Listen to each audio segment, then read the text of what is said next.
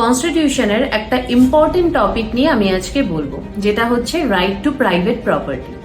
তো right two private property যেটা রয়েছে সেটা কি আমাদের ফান্ডামেন্টাল রাইটের মধ্যে পড়ে? না, এটা আগে ফান্ডামেন্টাল রাইটের মধ্যে পড়তো, কিন্তু এখন না। এবার এই রাইট টু প্রপার্টিটা কি? তো রাইট টু প্রপার্টির মধ্যে তুমি যে কোনো ল্যান্ড, তুমি কোনো রকম ফ্ল্যাট, শপ বা এগ্রিকালচারাল ল্যান্ড, এই জিনিসগুলো তুমি কিনতে পারবে এবং নিজের নামে তুমি সেগুলোকে করতে পারবে।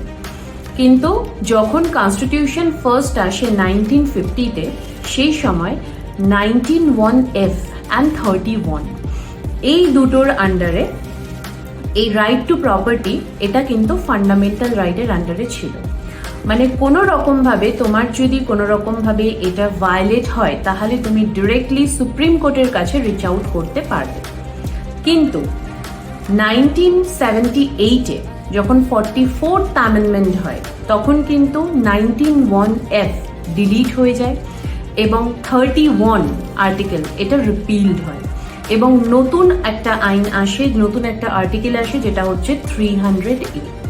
এবার এই 300A কি?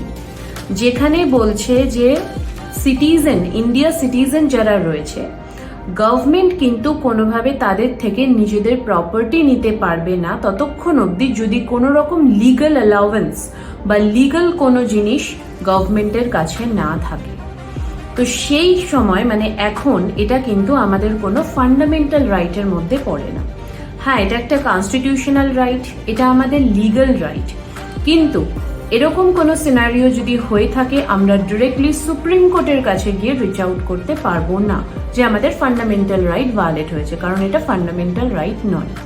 আমরা ডিরেক্টলি হাইকোর্টের কাছে গিয়ে রিচ আউট করতে পারবো এবং আমাদের সেখানে প্রবলেমের সলিউশন সেখানে সলভ হতে পারে। তো এখানে মেইনলি ফান্ডামেন্টাল রাইটটা কেন সরানো হলো? কারণ যখন ল্যান্ড রিলেটেড কোনো কাজ হচ্ছে, ঠিক আছে, এবার হতে পারে যখন গভর্নমেন্ট কোনো কাজ করছে, সেটা রেলওয়েজের আন্ডারে বা এয়ারপোর্ট অথরিটির আন্ডারে বা পাবলিক কোনো প্রজেক্টের জন্য বা গভর্নমেন্টের কোনো আমাদের দেশের কোনো ডেভেলপমেন্টের জন্য বা কোনো জায়গার কোনো স্টেট হোক বা কোনো সিটি হোক, সেটা ডেভেলপমেন্টের জন্য কোনো মানুষের হয়তো সেখানে কিছু ছিল, সেটা ল্যান্ড থাকতে পারে বা কোনো শপ থাকতে পারে, সেগুলোকে সরিয়ে সেই ডেভেলপমেন্টের কাজটা করা হচ্ছে। তো এইরকম সিনারিওগুলোতে যদি ফান্ডামেন্টাল রাইট এটা হতো, তাহলে কিন্তু এই জিনিসগুলো আটকে যেত বা ফেয়ারলি সেই জিনিসগুলো করা যেত না, যেখানে আমাদের দেশের একটা উন্নয়ন বলতে পারো বা ডেভেলপমেন্ট, সেটা আটকে যেত। যার জন্য কিন্তু এটাকে ফান্ডামেন্টাল রাইট রাখা হয়নি। এবং অবশ্যই গভর্নমেন্টের আন্ডারে যদি কোনো জায়গা পড়ে বা যদি কোনো রকম রিকোয়ারমেন্ট গভর্নমেন্টের থাকে, তাহলে কিন্তু লিগালি ফার্স্ট তোমাকে গভর্নমেন্ট থেকে নোটিশ দেবে এবং তোমাকে প্রপার একটা সময় দেবে এবং অবশ্যই তোমাকে কম্পেনসেট করতে হবে, যেটা লয়ের দ্বারা অ্যাপ্লিকেবল হবে। এই পুরো জিনিসটাকে প্রোটেক্ট করে বা এই পুরো জিনিসটাকে দেখে হচ্ছে আর্টিকেল 300A। এবং আমি যেটা বললাম যে তোমাদের এখন কোশ্চেন আসতে পারে, তাহলে তোমার যদি কোনো প্রাইভেট প্রপার্টি থাকে, তাহলে কি গভর্নমেন্ট সেটা নিয়ে নিতে পারে? না, একদমই কোনো রকম কারণ ছাড়া তোমাকে কেউ মানে তোমার জিনিস নিয়ে নিল, এরকমভাবে জিনিসটা হয় না।